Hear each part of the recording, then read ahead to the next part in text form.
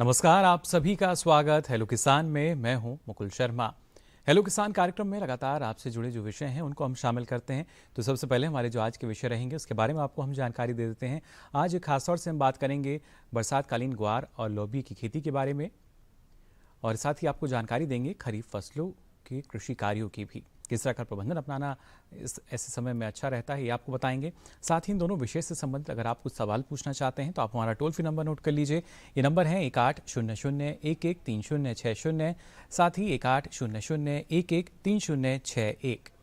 इन numbers पे आप हमें कॉल कर सकते हैं और आपके सवालों के जवाब देने के लिए आज दो बेहद ही खास मेहमान हमारे साथ जुड़े हैं। इनका भी परिचय आपसे हम करा देते हैं। आपको बता दें हमारे साथ स्टूडियो में मौजूद हैं डॉक्टर RS पाना जी। आप वरिष्ठ वैज्ञानिक हैं सस्य विज्ञान संभाग के भारतीय कृषि अनुसंधान संस्थान पूसा नई दिल्ली से। बहुत बहुत स्वागत डॉक्टर पाना आपका। जी धन्यवाद। और साथ ही हमारे साथ जुड़े हैं डॉक्टर अशोक कुमार गुप्ता जी। आप डीन हैं श्री कर्ण नरेंद्र कृषि विश्वविद्यालय जौनपुर राजस्थान से। बहुत बहुत स्वागत डॉक्टर अशोक आपका भी। तो जैसा हमने आज आपको बताया, हमारे दोनों ही महत्वपूर्ण विषय, और अभी का जो समय चल रहा हम सभी जानते हैं, जो मानसून के समय में हमारे किसान ग्वार की खेती करते हैं या इसके साथ साथ जो दूसरी फसलें लेते हैं, लोबिया की भी अगर बात की जाए, महत्वपूर्ण होता है किस तरह का प्रबंधन अपनाते हैं या कैसे हमें बुआई करनी है। इस बारे में आपसे डॉक्टर पाना पहले हम जानना चाहूँगा किस तरीके से जो तैयारी है वो हम शुरू कर देते हैं और कितना फ़ायदा किसानों को मिलता है। जी अगर लोबिया और ग्वार की हम बात करें विशेष तौर से, तो जैसे कि हम थोड़ा सा पीछे जाना चाहूंगा मैं।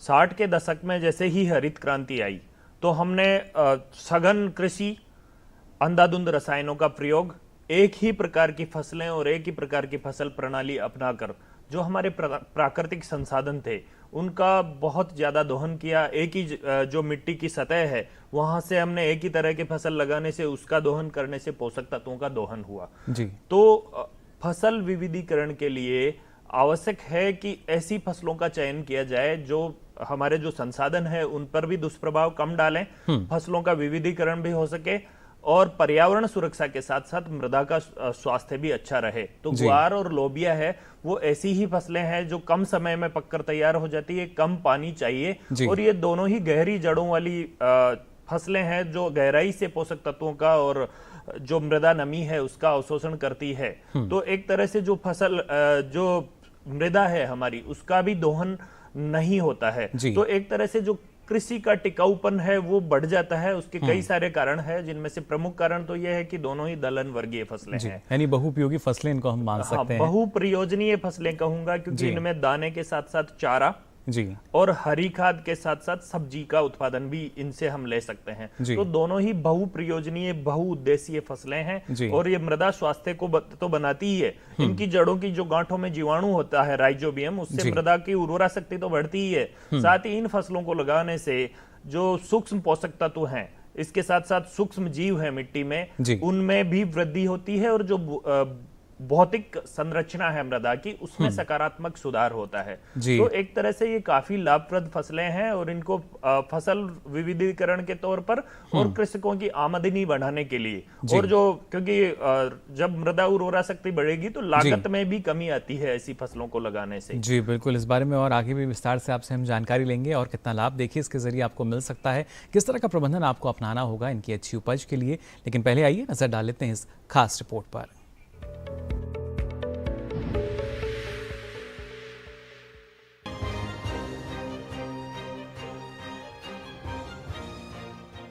ग्वार की खेती देश के अलग अलग हिस्सों में मुख्यतः शुष्क एवं अर्धशुष्क क्षेत्रों में की जाती है। ग्वार की फसल दाने, हरी सब्जी, गोंद, चारे और हरी खाद के लिए उगाई जाती है। ये सूखा सहन करने वाली फसल है। उन स्थानों पर इसकी खेती आसानी से की जा सकती है जहां वार्षिक वर्षा 300 से 400 मिलीमीटर होती है।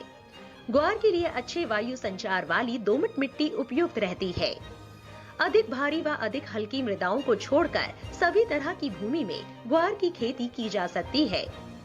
किसान ग्वार की उन्नत किस्मों जैसे RGC 197, RGC 417, RGC 936, RGC 986, RGC 1002, Durgapura सफेद और सब्जी के लिए पूसा नव बहार व दुर्गा बहार आदि की खेती कर सकते हैं। ग्वार की फसल के लिए 15 से 20 किलोग्राम व मिश्रित फसल के लिए 8 से 10 किलोग्राम बीज प्रति हेक्टेयर की दर से काफी रहते हैं। वहीं अगर बात लोबिया की बुआई की करें तो लोबिया की खेती दाने व चारे के लिए की जाती है। लोबिया के लिए दोमट भूमि उपयुक्त होती है। खेत समतल और उचित जल निकास वाला होना चाहिए। एक जुताई मृदा पलटने वाले हल से करके 2 जुताइयां देसी हल या कल्टीवेटर से करनी चाहिए। इसके लिए वर्षा शुरू होते ही बुआई करें। बुआई में देरी करने पर उपज कम हो जाती है क्योंकि पुष्पन अवधि घट जाती है। खरीफ के मौसम के लिए अधिक अवधि वाली किस्में अच्छी होती है। लोबिया की प्रमुख उन्नत किस्मों में पूसा 578, पूसा संपदा, पूसा फाल्गुनी, पूसा 2 फसली, पूसा बरसाती, टाइप 2, पूसा ऋतुराज, पूसा कोमल और काशी यामल शामिल है। लोबिया की बुआई के लिए 20 से 25 किलोग्राम बीज दाने व सब्जी के लिए और हरे चारे के लिए 30 से 40 किलोग्राम बीज प्रति हेक्टेयर की दर से पर्याप्त रहते हैं। अच्छी उपज के लिए शुरू से ही फसल को खरपतवार मुक्त रखें।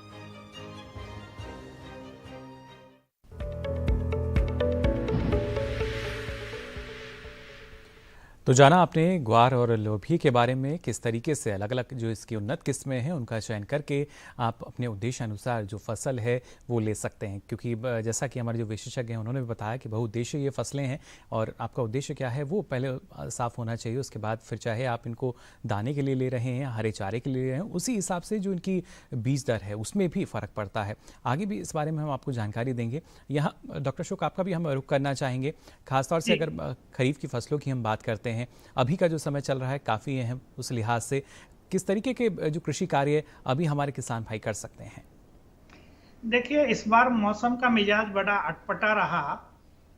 मानसून सही समय पे आ गया था जी, लेकिन उसका वितरण है वो बड़ा असमान रहा जी। जहां दक्षिण भारत के राज्यों में अतिवृष्टि की बात सुनी जा रही है जी, वहीं पे पूर्वोत्तर और पूर्वी भारत में बरसात बहुत अच्छी है जी। लेकिन दूसरी तरफ जो हमारा मध्य भारत है या जो उत्तर पश्चिम भारत है, जिसमें कि हमारा मध्य प्रदेश कह सकते हैं, हमारा पंजाब है, हरियाणा है, राजस्थान है, गुजरात है, यहाँ पे बरसात उतनी मेहरबान नहीं है। तो हमें खरीफ फसलों में 2 तरह की बात अभी करनी होगी। एक तो जो हमारी पहले बोदी गई है उन फसलों की देखभाल, और एक दूसरा जो अभी समय है कि अभी भी बरसात आ जाती है तो हम अभी दलहनी फसलें या कोई तिलहनी फसलें जो कि 2 से 2.5 महीने के अंदर अपना जीवन काल पूरा कर ले, ऐसी किस्में हमें लगानी होगी। यानी तो जो फसलें जल्दी से पक्के तैयार हो जाएं, उनका विकल्प हमारे पास है, उनका चयन हम कर सकते हैं जी। बिल्कुल नहीं हुआ है।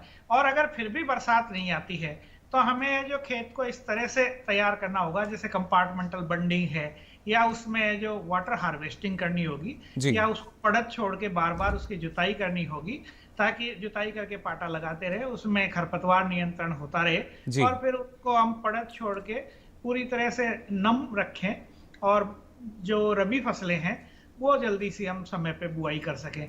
तो ये हमारे पास अभी विकल्प मौजूद हैं, कोई बहुत ज्यादा चिंता वाली बात नहीं है जी। तो किसान भाइयों को मैं इस समय पे ये सलाह देना चाहूंगा कि जैसे जिन्होंने पहले ताऊते से हमें कुछ बरसात मिली थी, अगर उन्होंने उस समय पे बाजरे की बुआई कर दी या नर्सरी तैयार कर ली और फिर उसके बाद में जो खेत में बाजरे की खेती की है तो अभी उसमें निराई गुड़ाई करते रहें। जो हमारा मक्का है या ज्वार है, रागी है, जो समय पे बो दिया गया, धान है, तो उनमें निराई करते रहे और खरपतवार नियंत्रण। बिल्कुल डॉक्टर अशोक, जो और कृषि कार्य हैं वो विस्तार से आपसे हम जानेंगे अलग अलग फसलों के लिए। आइए यहाँ भी नजर डाल लेते हैं इस खास रिपोर्ट पर।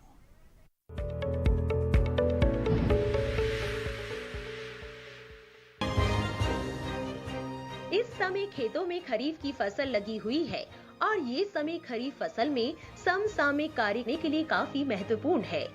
बहुत से किसान औषधि फसलों की खेती भी करते हैं।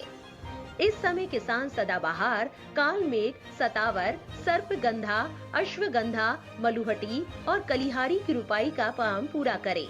खेत में खड़ी ब्राह्मी, तुलसी और सफेद मूसली को कीटों व रोगों से बचाने का इंतजाम करे। बरसात के पानी को ज्यादा समय तक खेत में ना रुकने दे। पौधों पर मिट्टी चढ़ाने का काम भी करे। रोग और कीट वाले पौधों को उखाड़ दे। मेथा में 10 से 12 दिनों के अंतराल पर सिंचाई करते रहे और प्रति हेक्टेयर 40 से 50 किलोग्राम नाइट्रोजन की टॉप ड्रेसिंग करें। इसके खेतों में जल निकास की व्यवस्था करें। कद्दू वर्गीय सब्जियों में बुआई के लगभग 25 से 30 दिनों बाद पौधों के बढ़वार के समय प्रति हेक्टेयर 15 से 20 किलोग्राम नाइट्रोजन की टॉप ड्रेसिंग करें। जून में बोई गई कद्दू वर्गीय सब्जियों में मचान बनाकर सहारा दें और उचित जल निकास की व्यवस्था करें। बरसात वाली अरबी की बुआई को पूरा कर ले। जून में बोई गई फसल में बुआई के 30 दिनों बाद 40 किलोग्राम नाइट्रोजन की टॉप ड्रेसिंग अवश्य करें। वहीं अदरक में बुआई के 40 दिनों बाद प्रति हेक्टेयर 25 किलोग्राम नाइट्रोजन मिट्टी चढ़ाते समय दें। जिमीकंद की फसल में 60 किलोग्राम नाइट्रोजन प्रति हेक्टेयर की दर से बुआई के 65 से 70 दिनों बाद टॉप ड्रेसिंग दें। बरसात वाली चौलाई की बुआई पूरे महीने की जा सकती है। इसके लिए 1.5 से 2 किलोग्राम प्रति हेक्टेयर बीज पर्याप्त रहते हैं। हल्दी में 40 किलोग्राम नाइट्रोजन प्रति हेक्टेयर की दर से बुआई के 35 से 40 दिनों बाद पंक्तियों के बीच में उपयोग करें। इस तरह समय के अनुसार फसलों में समसामयिक कार्य करके किसान फसल की अच्छी पैदावार ले सकते हैं।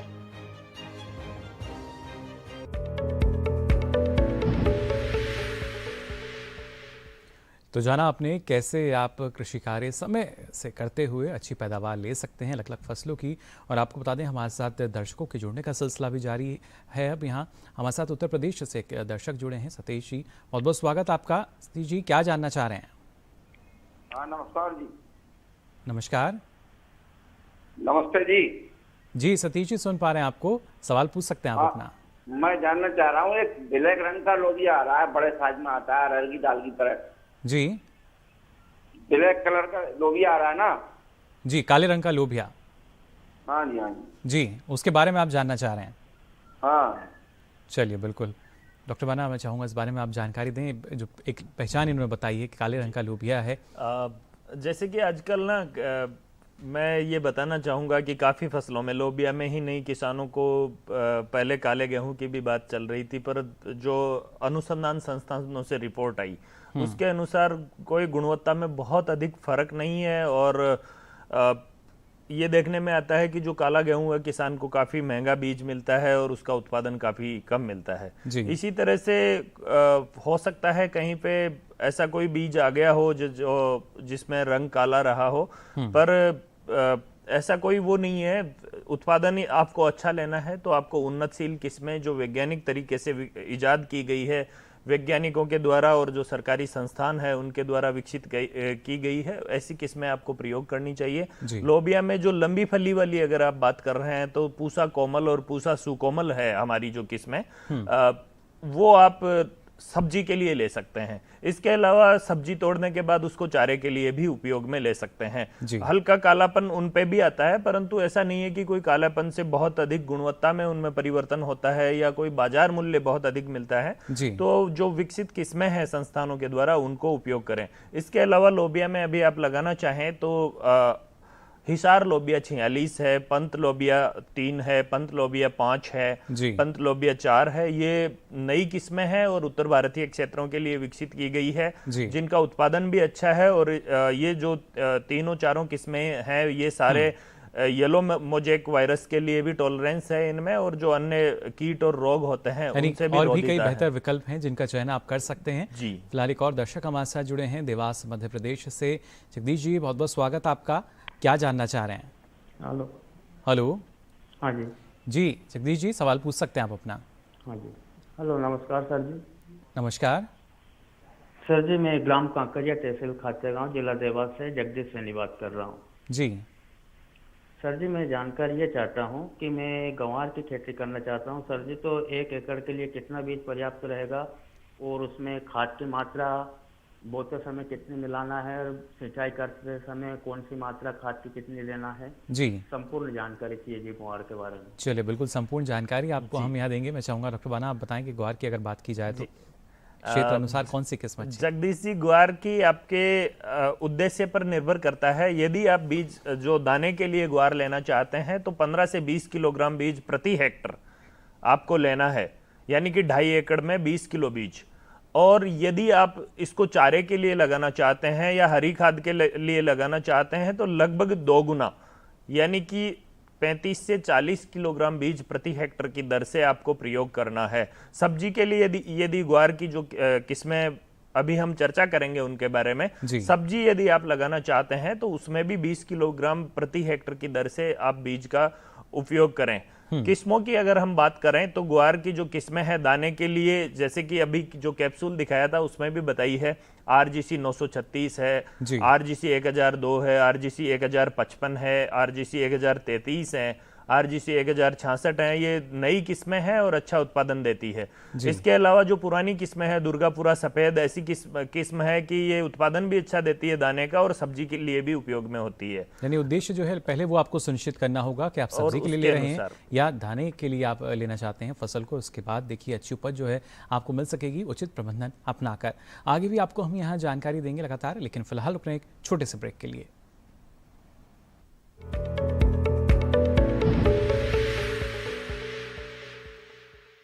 भाई सुना नहीं क्या, केसीसी ने किसानों का जिंदगी बदल दिया है। देश के छोटे किसान 1,60,000 रुपये तक का कर्ज बिना किसी गारंटी को ले पाएंगे।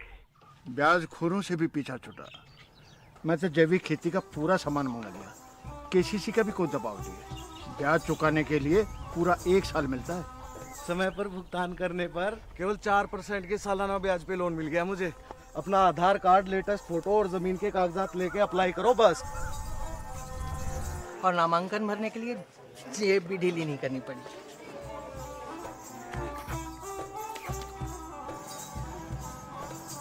चाचा, उधार चुकाने के 24 घंटे के बाद उतने ही पैसे वापस निकाल सकते हैं। केसीसी ने किसानों की जिंदगी वाकई बदल दी है। तो आप भी किसान क्रेडिट कार्ड अपनाएं और सहजता से ऋण पाएं।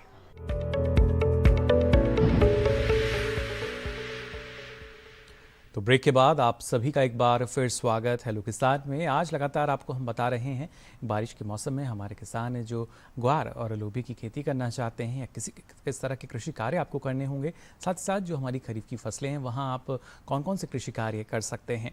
यहाँ एक बार फिर कर लेते हैं डॉक्टर अशोक का। डॉक्टर अशोक, जानना चाहेंगे आपसे, जैसा आपने बताया कि जो महत्वपूर्ण प्रबंधन है वो ज़ाहिर तौर पर किसानों को अपनाने चाहिए, लेकिन ऐसे समय में सिंचाई की अगर हम बात करते हैं, क्योंकि कहीं ना कहीं कुछ क्षेत्र ऐसे हैं जो कि मानसूनी बारिश पर भी निर्भर करते हैं, और जैसा आपने कहा कि शुरुआत में तो लगा कि बादल मेहरबान है, लेकिन थोड़ी सी देरी हम वहाँ नजर आई। हालांकि अब मानसून फिर धीरे धीरे सक्रिय हुआ, लेकिन ऐसे में किस तरह का सिंचाई प्रबंधन अपनाना चाहिए फसलों के लिए? देखिए, सामान्यतः खरीफ फसलें वर्षा आधारित ही होती है जी। लेकिन अगर हमारे पास पानी है, मीठा पानी है या बरसात का संग्रहित पानी है, तो हम सिंचाई कर सकते हैं। वो जीवनदायिनी सिंचाई, जैसे कि 2 बरसात के बीच में बहुत लंबा अंतराल आ गया और हमारे पास सिंचाई सुविधा है, तो आजकल जो प्रेशराइज सिस्टम से, चाहे वो फव्वारा सिस्टम है चाहे वो ड्रिप इरिगेशन सिस्टम है, उससे सिंचाई करके और हम झुलसती हुई फसलों को बचा सकते हैं जी। तो ये एक बहुत अच्छी सुविधा है ये हमारे, और कई राज्य सरकारें इस पे अनुदान भी देती है, क्योंकि पानी में हर बूंद का सदुपयोग हो और उससे से ज्यादा हमें उपज मिले, इस भावना को ध्यान में रखते हुए और ये प्रेशराइज जो इरिगेशन सिस्टम है, स्प्रिंकलर या जो फव्वारा सिस्टम जिसको बोलते हैं, या फिर ड्रिप इरिगेशन जिसको ठिबक सिंचन या टपका विधि बोल देते हैं, या माइक्रो स्प्रिंकलर सिस्टम है, उससे हम पानी की बचत कर सकते हैं और हमारी फसलों को बचा सकते हैं और उपज पे होने वाले दुष्प्रभाव को कम कर सकते हैं जी। काफ़ी महत्वपूर्ण। तो देखिए किस तरीके से सिंचाई प्रबंधन अपना सकते हैं और प्रति बूंद अधिक उपज की हम बात करते हैं, हर खेत को पानी मिलना चाहिए, ये भी उद्देश्य है, लेकिन इसके लिए हम सबको मिलकर प्रयास करने होंगे। फिलहाल एक और दर्शक हमारे साथ फोन लाइन पर जुड़ चुके हैं। गोपाल जी, बहुत बहुत स्वागत आपका हेलो किसान में। क्या जानना चाह रहे हैं? बेगूसराय बिहार से हमारे साथ जुड़े हैं। हेलो। Yes sir. जी गोपाल जी, सवाल कर सकते हैं आप अपना।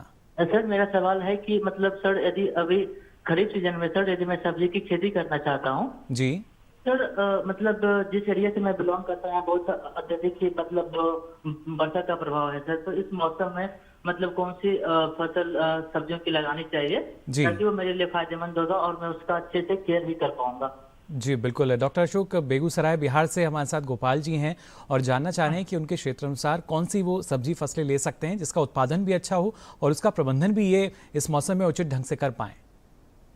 देखिए, अगर आप इस समय लगाना चाहते हैं तो ग्वार है, लोबिया है, जिसकी डॉक्टर बाना साहब ने पहले ही बता दिया है कि ये बहुत कम से कम जो देख रेख चाहती है और इनसे जो अच्छी उपज मिल सकती है।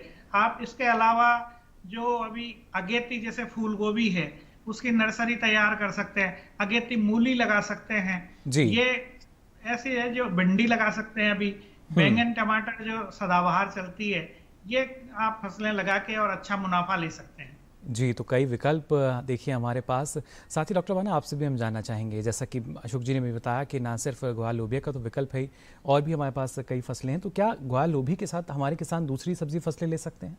जी, ग्वार और लोबिया में आप अंतःफसलीकरण के साथ दूसरी सब्जियां भी लगा सकते हैं, क्योंकि ये दलहन वर्गीय फसलें हैं और जो साथ में जो फसल लगाते हैं उसको भी ये नाइट्रोजन प्रदान करती है जी। तो इनकी अंतःफसलीकरण जैसे कि शुरुआती अवस्था में आप देख सकते हैं कि जैसे भिंडी है या बैंगन है, तो शुरुआती अवस्था में उनकी दूर दूर प्लांटिंग करी जाती है। तो उनके साथ बीच में एक लाइन लोबिया की लगा लें और एक जो कतार है वो बैंगन की ट्रांसप्लांट कर दी या भिंडी की कर दी।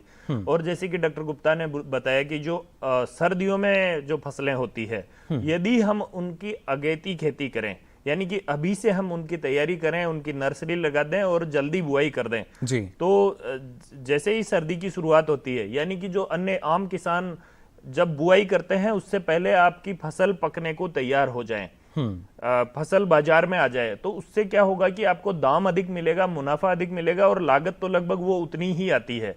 तो उसी लागत में आपको ज्यादा, क्योंकि उस समय बाजार मूल्य अधिक होता है, तो ज्यादा लाभ मिले। इसके लिए जो अगेती मूली या अगेती फूल गोभी है, अगेती पत्ता गोभी है, ऐसे विकल्पों के बारे में सोचना चाहिए। और जो इस समय इस मौसम में जो किस्में लगती है, इनको मैं एक सलाह और देना चाहूंगा कि अपना जो नजदीकी बेगूसराय का जो कृषि विज्ञान केंद्र है या वहां पे जो कृषि विश्वविद्यालय है, वहां पर जाके उस क्षेत्र के लिए संस्तुत जो किस्में है अगेती सर्दी वाली फसलों की जी, सब्जी फसलों की, उनके बारे में जानकारी लें और उनका बीज विश्वसनीय स्रोत से लेकर और उनकी बुआई करें, तो ये लाभान्वित भी अधिक होंगे। क्षेत्रानुसार देखिए जरूरी आप किस्म का चयन करें।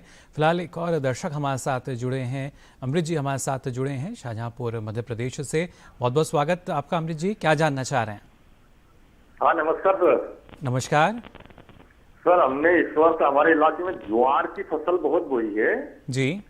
तो ज्वार के बारे में मैं ये जानना चाह रहा था कि इसमें यूरिया की मात्रा कितनी और कब डालनी चाहिए तथा हमें ज्वार की खरपतवार नाशक नहीं मिल रही, कौन सी खरपतवार नाशक डालना चाहिए ज्वार में? कितना वक्त हो चुका है आपकी फसल को अभी? हेलो, हाँ सर, कितना वक्त हो चुका है आपकी फसल को? सर हमारी फसल को भी बोए लगभग 15 दिन हुए जी।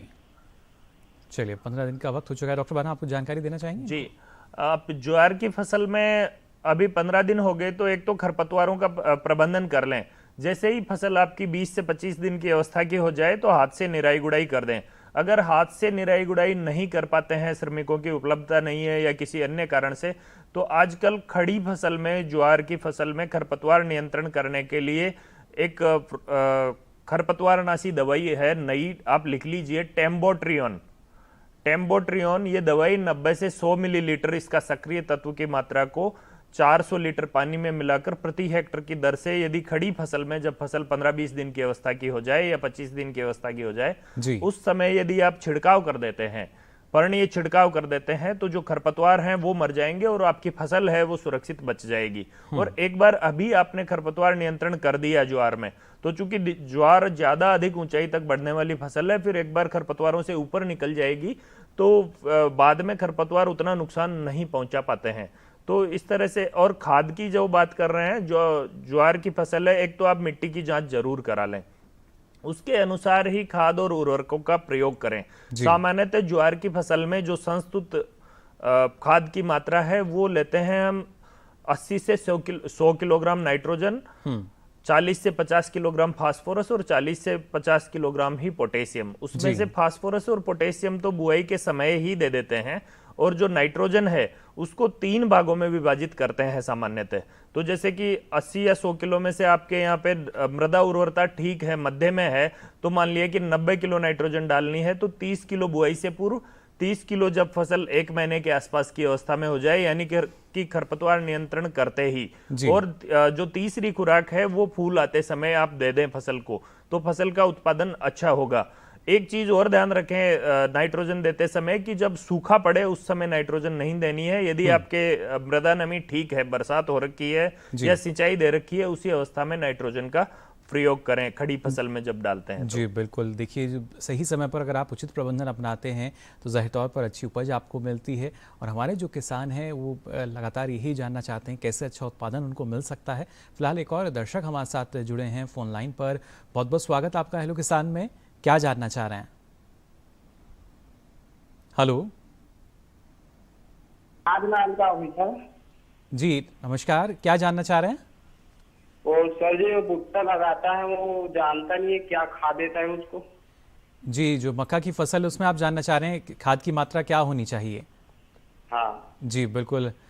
डॉक्टर अशोक, एक सवाल हमारे पास आया है। जो किसान हैं इन्होंने मक्का की फसल ली हुई है, छत्तीसगढ़ से जुड़े हैं गंगलाल जी, और जानना चाह रहे हैं कि उसमें खाद की मात्रा कितनी होनी चाहिए, और मैं चाहूँगा कब कब कितनी अवस्था में खाद देना है, इस बारे में भी अगर आप हमें बता सकें। देखिए, जैसा डॉक्टर बाना भी बता रहे थे, एक तो हमें सबसे अच्छी बात यह है कि अगर हमने मिट्टी की जांच करवा के ही बुआई की है तो हमारा जो सॉइल टेस्ट रिपोर्ट है उसके हिसाब से हमें खाद की उर्वरक की मात्रा निर्धारित करनी चाहिए। मक्का जो कि अन्न फसल है, इसको 80 से 100 किलोग्राम नाइट्रोजन की जरूरत होगी, 40 से 50 किलोग्राम फास्फोरस की जरूरत होगी, और मिट्टी परीक्षण के हिसाब से पोटेशियम की जरूरत होगी। और कहीं कहीं पे इसको जैसे कि जस्ते की भी जरूरत पड़ती है, क्योंकि मिट्टी में कई बार जस्ते की कमी होती है, तो जस्ता जो तत्व है उसकी जरूरत पड़ती है जी। तो जैसा डॉक्टर साहब बाना साहब ने बताया कि हमें 3 भागों में बांट लेनी चाहिए, ज्वार की तरह मक्का की जो खुराक है उसको भी। तो 30 किलोग्राम 30 किलोग्राम 30 किलोग्राम इस तरह से 30 किलोग्राम तो बुआई के समय, जिसको कि हम बेसल डोज कहते हैं, वहां देनी चाहिए। 30 किलोग्राम ये नत्रजन है, न कि यूरिया। यूरिया से गुणा अगर मात्रा निकालनी होगी तो हमें 2.2 जो फैक्टर है उससे गुणा करके, यानी कि 65-66 किलोग्राम यूरिया। और फिर खड़ी फसल के अंदर भी टॉप ड्रेसिंग हमें करनी होगी, क्योंकि सामान्यतः मक्का, बाजरा, ज्वार ये फसलें वर्षा आधारित होती है। तो जब बरसात अच्छी हुई हो तो खड़ी फसल में छिटक के और टॉप ड्रेसिंग करनी चाहिए। और फिर जो तीसरी जो खुराक है वो मक्का की फसल में जब टेसलिंग होती है, जब वो फूल अवस्था आती है, जब वो नरमंजरी निकलती है, उस समय तीसरी खुराक इनको देनी चाहिए। और जस्ते की मात्रा अगर बुआई के समय दी गई है तो बहुत अच्छी बात है, नहीं तो इसका पर्णीय घोल बना के और 5 किलोग्राम जिंक सल्फेट प्रति हेक्टेयर के हिसाब से, यानी कि करीब 600 लीटर पानी में घोल बना के और प्रति हेक्टेयर के हिसाब से मात्रा निकाल लें और उसका छिड़काव करें। जी बिल्कुल, एक संतुलित मात्रा जिसका प्रयोग आपको करना होगा।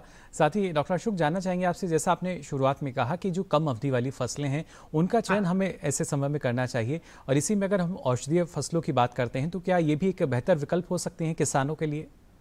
बिल्कुल सही है। औषधीय फसलों की बात करें तो उनको कम पानी चाहिए, और उनका अगर बाजार कहीं पे निश्चित है तो उससे हमें बहुत ही अच्छी आमद भी मिल सकती है। जैसे कि एक सोनामुखी फसल है जिसको सताए बोलते हैं बोलचाल में, बहुत कम पानी चाहने वाली है, उसको कोई कीड़े बीमारी या कोई मवेशी भी नहीं खाते हैं।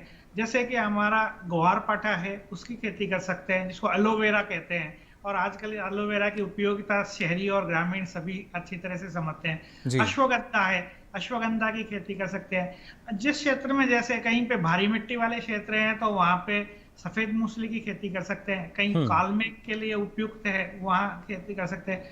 यहाँ तक कि हमारे जो दूसरे पसरकंटाली जैसे फसलें हैं उनकी भी कर सकते हैं, गोखरू की खेती कर सकते हैं। तो इनके लिए क्योंकि समय सीमा यहाँ पे है तो मैं यही सुझाव दूंगा कि जो भी किसान औषधीय या सुगंधित फसलों की खेती करना चाहते हैं वो अपने नजदीकी कृषि विश्वविद्यालय या जो कृषि विज्ञान केंद्र है वहां जाके संपर्क करें और इसकी पूरी जानकारी लें। कई बार निःशुल्क प्रशिक्षण आयोजित होते हैं, उनमें हिस्सा लें और अपना मुनाफा बढ़ा सकते हैं। जी बिल्कुल, देखिए एक बेहतर माध्यम है जिसका जिक्र यहाँ डॉक्टर अशोक अभी कर रहे थे कि जो आपके निकटतम कृषि विश्वविद्यालय हैं या कृषि विज्ञान केंद्र जो कि हर एक ज़िले में है, वहाँ जाकर फ़ायदा आपको ये होता है कि जो आपकी क्षेत्रीय अनुसार जो अलग अलग फसलें हैं, किस्में हैं या किस तरह का प्रबंधन आपको अपनाना है, वो सारी जानकारी आपको मिलती है। हालांकि हेलो किसान के माध्यम से ये सारी जानकारी हम लगातार आपको देते हैं, आगे भी आपको हम जानकारी देते रहेंगे। फिलहाल यहाँ रुक रहे हैं एक और छोटे से ब्रेक के लिए, आप बने रहिए दूरदर्शन किसान पर।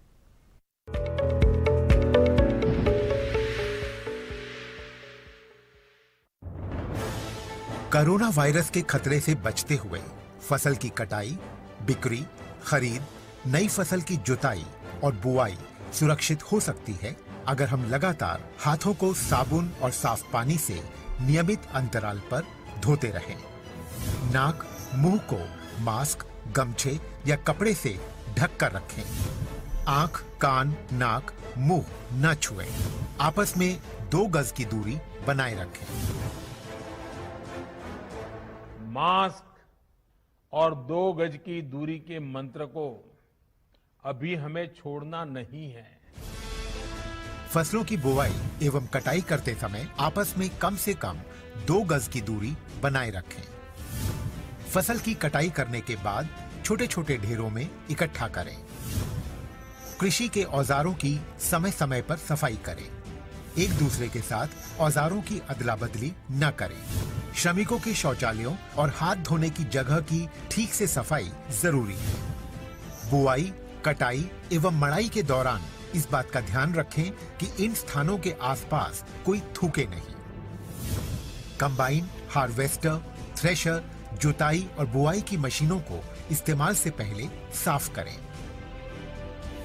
मशीनों के इस्तेमाल से पहले और इस्तेमाल के बाद हाथ साबुन से साफ करें। वाहनों, बोरियों, थैलियों और पैकिंग के दूसरे सामान की साफ सफाई पर भी खास ध्यान दें। खरीद केंद्र पर आने से पहले किसानों एवं श्रमिकों की जांच।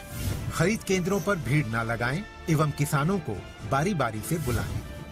गोदामों पर खरीदी हुई फसल को लेने में शीघ्रता करें ताकि किसानों एवं श्रमिकों को रुकना ना पड़े। कोरोना के खतरे से बचाव और अधिक जानकारी के लिए आरोग्य सेतु ऐप डाउनलोड करें। देश में खाद्य सुरक्षा के ये सिपाही भोजन की निरंतर उपलब्धता को सुनिश्चित करते हैं। किसान स्वस्थ रहें तभी हम कोरोना वायरस से जीत पाएंगे, आगे बढ़ पाएंगे। किसान सबल, देश प्रबल।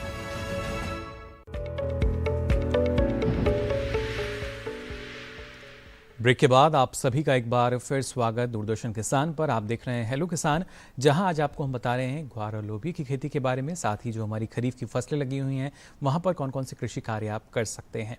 दर्शक हमारे साथ जुड़ रहे हैं देश के अलग अलग राज्यों से। फिलहाल एक और दर्शक हमारे साथ जुड़े हैं फोन लाइन पर, लखीमपुर उत्तर प्रदेश से हमारे साथ जुड़े हैं। बहुत बहुत स्वागत आपका हेलो किसान में। क्या जानना चाह रहे हैं? हम सर परवल लगाए हैं। जी, परवल आपने लगाई है? हाँ, तो उसमें बतिया जो आती है कुछ करीब 10-5 ग्राम होकर के मर जाती है, पीली होकर के। जी, जो फल आता है उसमें। हाँ जी, चलिए बिल्कुल। डॉक्टर अशोक, एक सवाल आया है उत्तर प्रदेश से। जी, दवा बता दो सर। परवेश जी का कि जो इन्होंने परवल की फसल ली हुई है सब्जी, और उसमें जो फल जैसे ही बनता है तो जब छोटा होता है उसके बाद वो खराब होने लगता है, नष्ट हो जाता है। कैसे उसको ये आगे ठीक से रख पाएंगे अच्छा उत्पादन के लिए?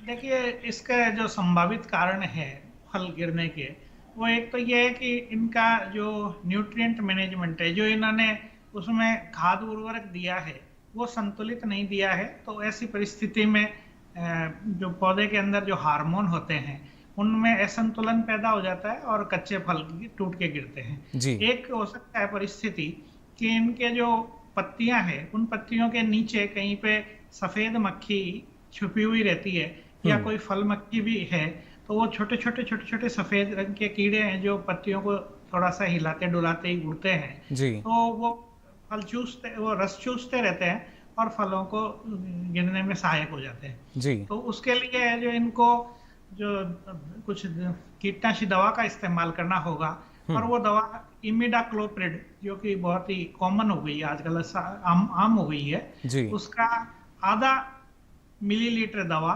प्रति लीटर पानी में घोल बना के और छिड़काव कर देंगे, तो उससे जो वो जो हमारे वेक्टर हैं, जो हमारे कीड़े हैं, वो खत्म हो जाएंगे। इसी तरह से मेलाथियान नाम की दवा है, उसका 1 मिलीलीटर प्रति लीटर पानी में घोल बना के, या डाइमेथोएट नाम की जो दवा है वो कीटनाशी का घोल बना के और छिड़काव करने से इनके जो कच्चे फल हैं वो टूट के गिर जाते हैं, वो बंद होते हैं। जी बिल्कुल। तो देखिए, ना सिर्फ मिडाक्लोप्रिड की बात की जाए, मेलाथियान की बात करें, तब अलग अलग विकल्प आपके पास है, लेकिन इनकी संतुलित मात्रा का ख्याल आपको रखना होगा और इसलिए ज़रूरी यही कि आप संतुलित मात्रा जान लें, उसके बाद ही इनका सही ढंग से इस्तेमाल करें।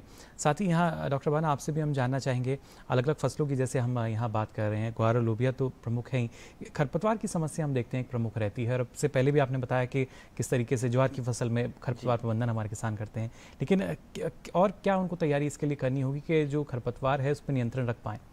देखो, खरपतवार प्रबंधन के लिए एक तो तरीका ये हो सकता है कि जैसे ही बारिश आ जाए उसके बाद में खेत की जुताई करके फिर बुआई करेंगे, तो क्या होगा कि बारिश आते ही जो खरपतवारों के बीज हैं वो उगना शुरू हो जाएंगे, और जब एक बार थोड़ा उग जाएंगे उसके बाद यदि आप जुताई कर देते हैं तो वो जो बीज का बैंक है एक तरह से वो नष्ट हो जाता है, और जो दोबारा जर्मिनेशन होके और फिर से खरपतवार उगने में जितना समय लगता है उससे पहले आपकी फसल की बुआई कर दें तो फसल बड़ी हो जाती है और खरपतवारों को एक बार दबा लेती है। तो एक तरह से शुरुआती अवस्था में आपने प्रतिस्पर्धा में फसल को एक तरह से लाभ दे दिया, तो वो एक तरीका है जिससे कि खरपतवारों का प्रकोप कम होता है। इसके अलावा जहां तक संभव हो हाथ से निराई गुड़ाई करें किसी भी फसल में, उससे फायदा ये है कि एक तो खरपतवार तो नष्ट होते ही हैं, साथ में जो पर्यावरण को नुकसान नहीं होता अंधाधुंध रसायनों के प्रयोग से, और मिट्टी की जो चूंकि ऊपरी सतह तोड़ देते हैं तो जो मृदा नमी है उसको भी बनाए रखने में मदद मिलती है, और जो पौधों की जड़ें हैं उनमें वायु संचार बढ़ने से जड़ों की वृद्धि अच्छी होती है, और जब जड़ तंत्र मजबूत होता है तो पोषक तत्व और जो मृदा नमी है उसकी सोखने की क्षमता बढ़ने से फसल भी अच्छी होती है। फसल पे जड़ों पे मिट्टी चढ़ने का काम भी साथ ही साथ हो जाता है। परंतु यदि आप रसायनों से ही खरपतवारों का नियंत्रण करना चाहते हैं तो उस दशा में अलग अलग रसायन आते हैं, जो एक तो बुआई करते ही कुछ रसायन होते हैं जो अंकुरण से पूर्व डालने डॉक्टर बाना, उनका जानकारी आपसे हम आगे लेंगे। एक और दर्शक हमारे साथ जुड़ चुके हैं, सुनील जी हमारे साथ जुड़े हैं भोपाल मध्य प्रदेश से। सुनील जी, बहुत बहुत स्वागत आपका हेलो किसान में, क्या जानना चाह रहे हैं? हेलो। हाँ नमस्कार सर। जी नमस्कार सुनील जी, सवाल पूछ सकते हैं आप अपना। जी सर। सर हमने लोबिया की फसल लगाई है। जी जी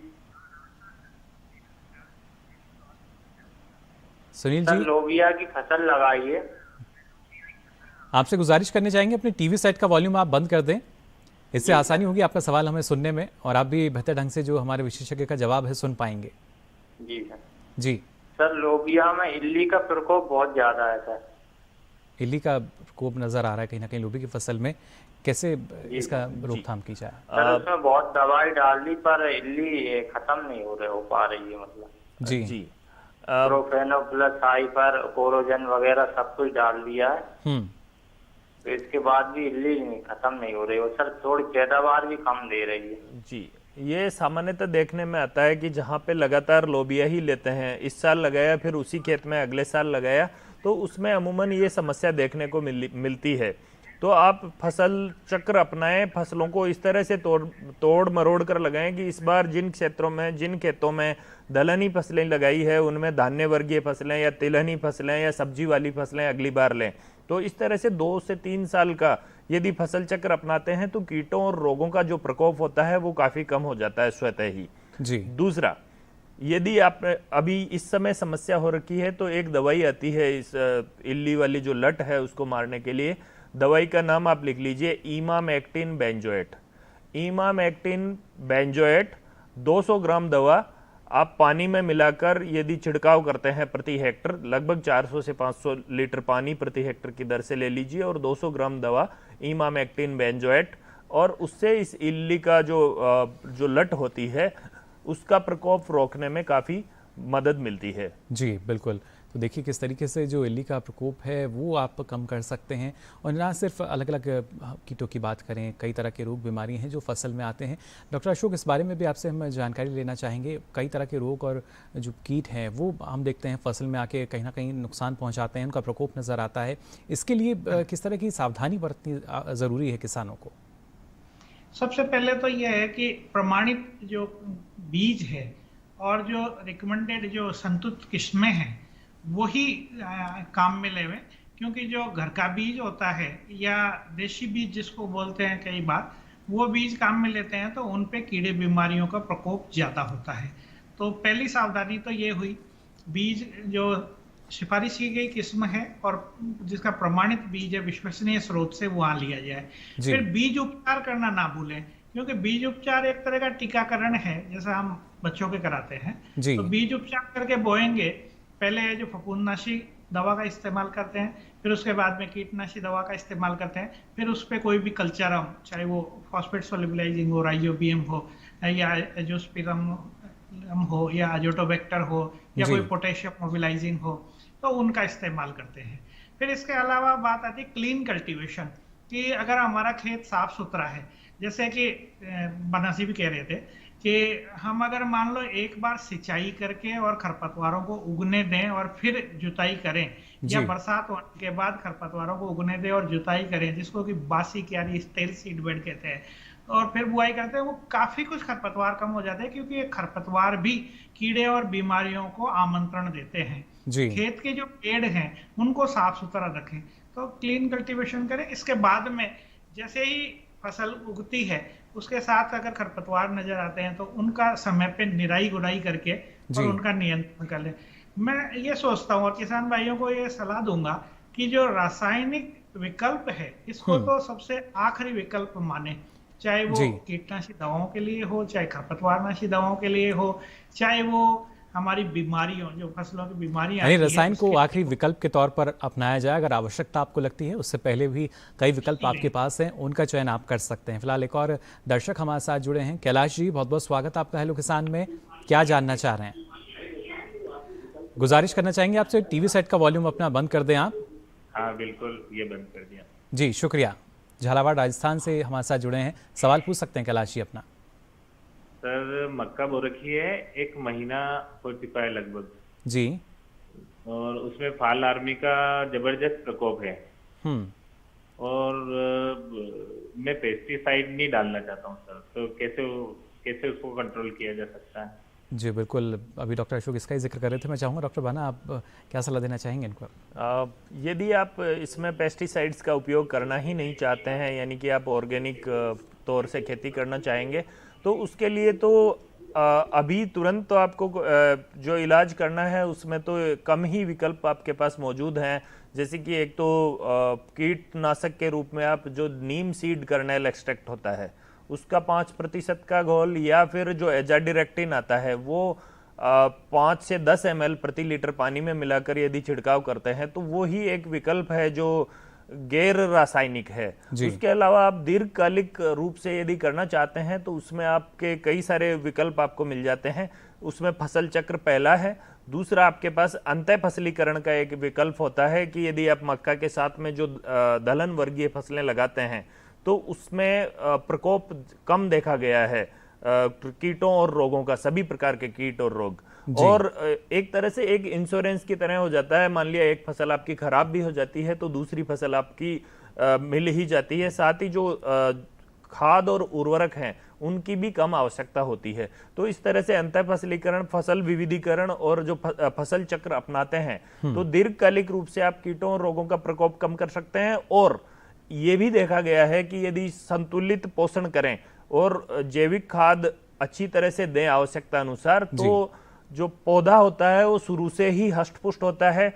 मृदा की जो जल अवशोषण की क्षमता बढ़ने से जो स्ट्रेस आती है पौधे पे वो भी नहीं आती, और जब पौधे हष्ट-पुष्ट होते हैं तो कीटों और रोगों का प्रकोप कम रहता है। जी बिल्कुल, देखिए अगर देखा जाए तो अक्सर हम सुनते हैं 1 पंथ 2 काज, लेकिन यहाँ देखिए कई काज आपको नजर आ जाएंगे अगर सही समय पर आप उचित जो कृषि कार्य है प्रबंधन को अपनाते हैं।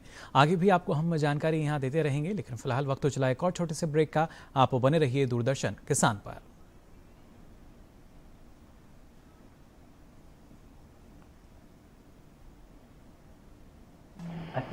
अरे वाह भैया, अकेले अकेले? अरे तू भी ले, पर खाएगा कैसे? मैं ऑर्गेनिक खेती की बात कर रहा रे बेटे। अकेले अकेले खेती कब तक करेगा? मतलब गांव में 20-25 किसानों का समूह बना के पंजीकरण करवा ले, फिर सरकारी ट्रेनिंग भी मिलेगी और मुफ्त जैविक बीज खाद भी। फिर पीजीएस ऑर्गेनिक की सरकारी मोहर के साथ तेरी उपज आकर्षक पैक में पहुंचेगी बड़े बाजार तक। अच्छा? हाँ। अरे भाई कहाँ चल दिया? सबको साथ लाने, आमदनी बढ़ाने। तो किसान भाई समझ गए ना, साथ मिलकर ऑर्गेनिक खेती कीजिए, अपनी परंपरा को आगे बढ़ाइए, ज्यादा मुनाफा कमाइए। माटी से प्रेम की परंपरा है परंपरागत खेती।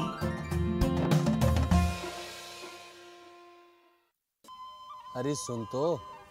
मुझे क्या सुनाना चाहते हो? जो सुनाओ मेरी सौतन को। किसको? अरे वही तुम्हारा मोबाइल फोन जिससे सुबह शाम दिन रात चिपके रहते थे और कहते थे किसान कॉल सेंटर से बातें हो रही हैं। अच्छा ये बात है। हाँ क्यों, क्या हुआ? अब बात नहीं होती क्या? अब तो झट से बात हो जाती है। ऐसा क्या? हाँ, अब तो ज्यादा लाइनें और खास तकनीक के कारण खेती के माहिरों से तुरंत बात हो जाती है। और अगर कभी लाइन व्यस्त हो तो अपनी समस्या फोन पर रिकॉर्ड करा दो, वहाँ से फोन आ जाता है और समस्या की हल का मैसेज भी आ जाता है। ये देखो आ गया। अरे वाह, इसका मतलब इंतजार की घड़ी अब खत्म। हाँ। तभी मैं सोचूं कि आजकल मुझ पर इतना प्यार क्यों आ रहा है। कृषि संबंधी समस्याओं का अपनी भाषा में तुरंत हल पाने के लिए पूरे भारत में किसी भी फोन से हेल्पलाइन नंबर पर संपर्क करें। किसानों का दोस्त किसान कॉल सेंटर।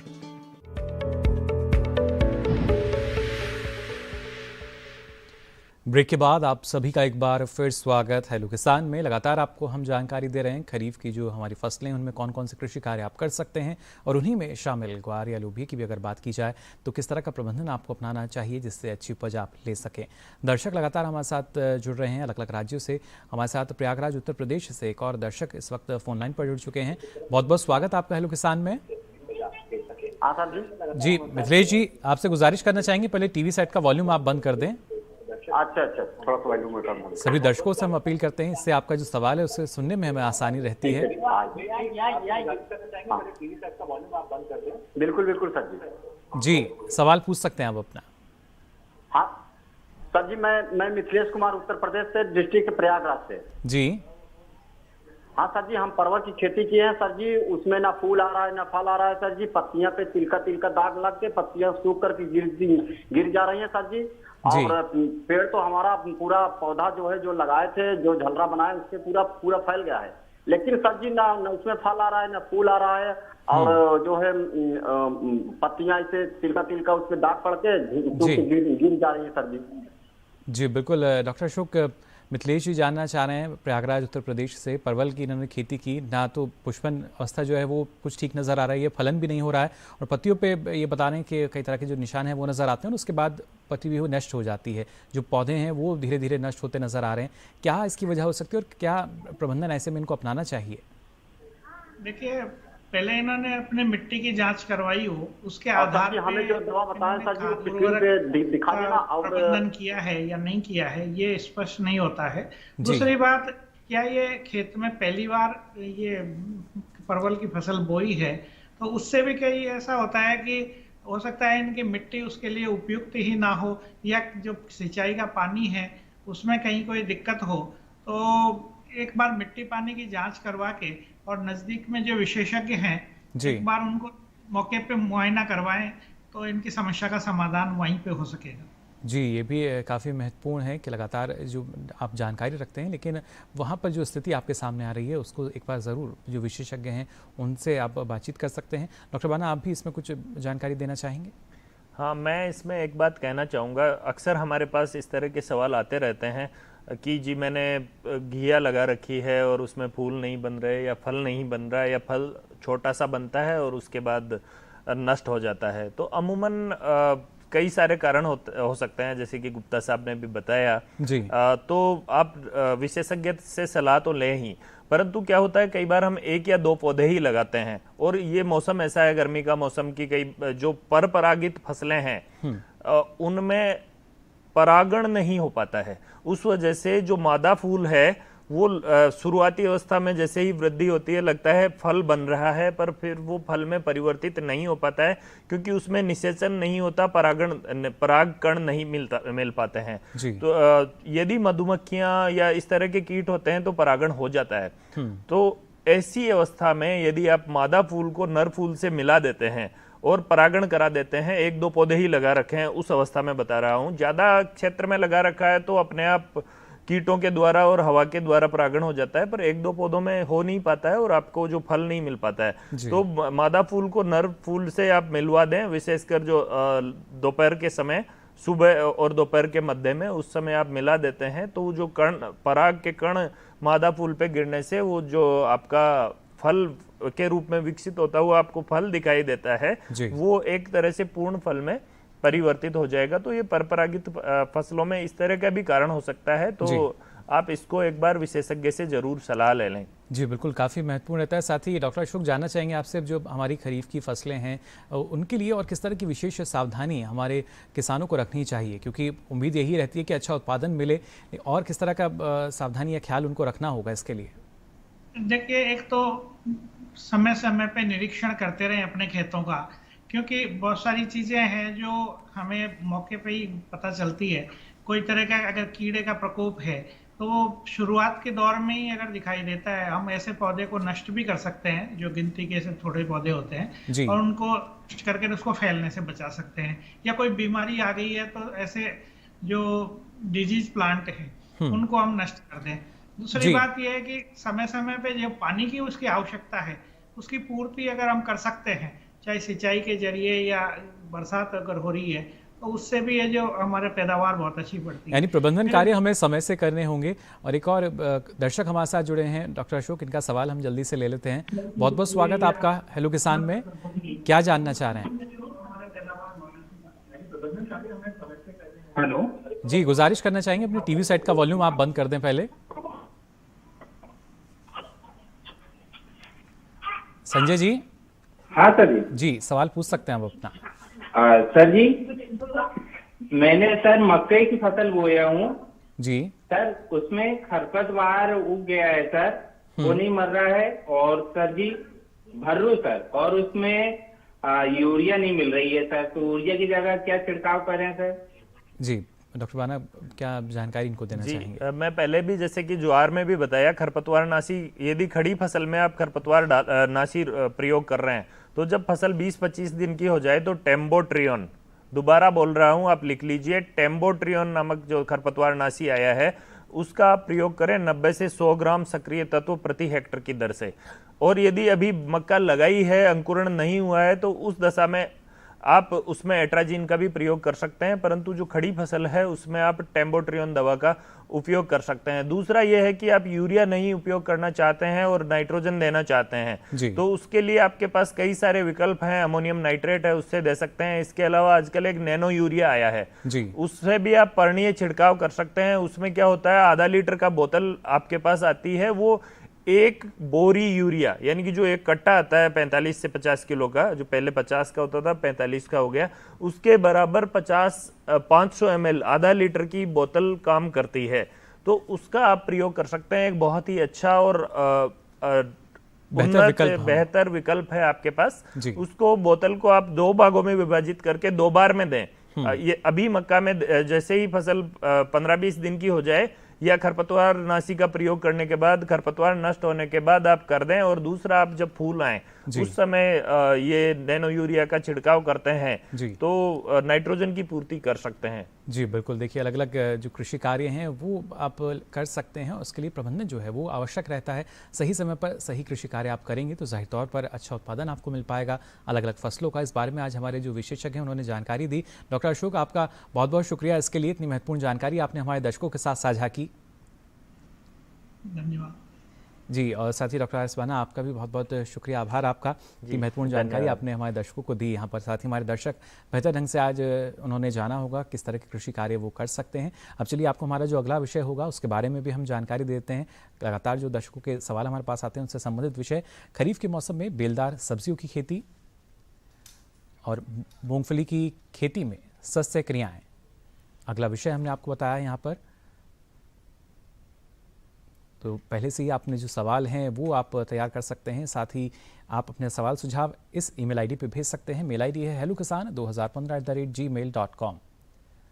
साथ ही फेसबुक के माध्यम से भी आप हमसे जुड़ सकते हैं। आपको फेसबुक पर जाकर हिंदी में टाइप करना होगा हेलो किसान, और यहाँ भी आप अपना सवाल या सुझाव लिखकर छोड़ सकते हैं। और अब बारी है, आप बता दें, आप हेलो किसान कार्यक्रम को दूरदर्शन के डीडी किसान चैनल के माध्यम से ही, साथ ही यूट्यूब पे देख सकते हैं। इससे पहले आप डीडी किसान कॉल सेंटर का नंबर नोट कर लीजिए। ये नंबर है 1800-113060। सोमवार से शनिवार सुबह 6 से रात के 10 बजे तक ये लाइंस खुली हुई हैं। इस पर भी अपना सवाल दर्ज करा सकते हैं। और जैसा हमने आपको बताया कि हेलो किसान कार्यक्रम को अब आप डीडी किसान के यूट्यूब चैनल पर भी देख सकते हैं। इसके लिए आपकी टीवी स्क्रीन पर जो QR कोड आ रहा है, इसको आप स्कैन कर सकते हैं और फिर हेलो किसान आप देख सकेंगे यूट्यूब पर कभी भी कहीं भी।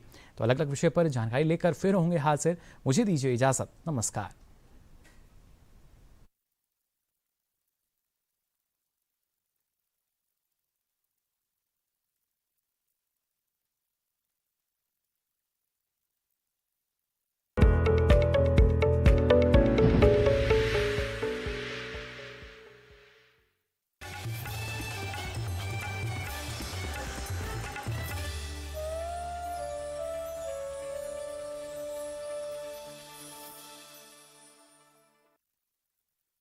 जो कि बिहार के शिवहर से लोकसभा सांसद हैं।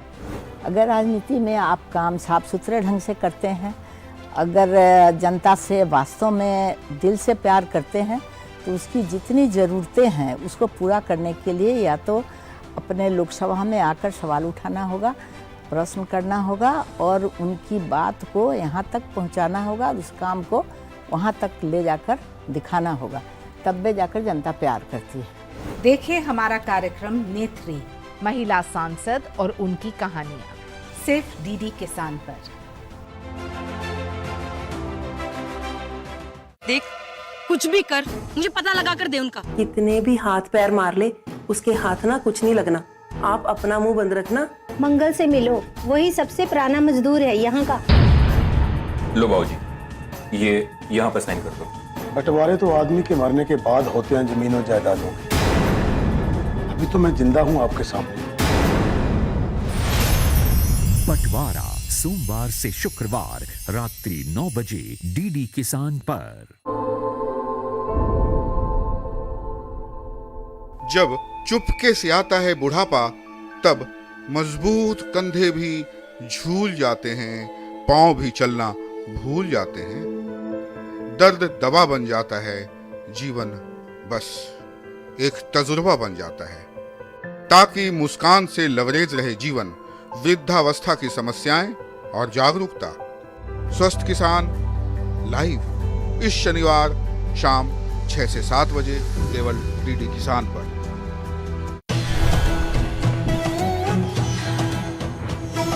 पशुओं की सुरक्षा का पहरेदार,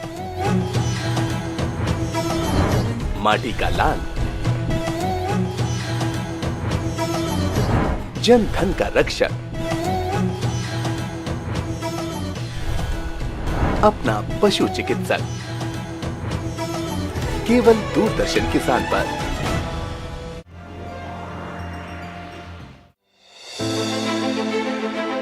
सरकार का प्रयास, महामारी में भी किया कमाल, नए उत्पादों पर दिया ध्यान, बम्पर हुआ कृषि निर्यात। देखिए विचार विमर्श में हमारी पेशकश, बम्पर कृषि निर्यात, शुक्रवार रात 10 बजे दूरदर्शन किसान पर।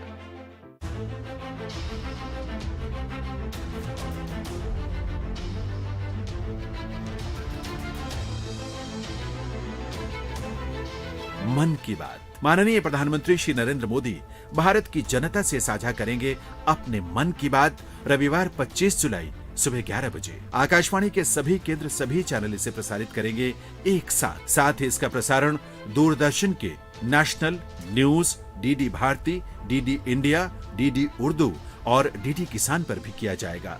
तो याद रखें, रविवार 25 जुलाई सुबह 11 बजे मन की बात।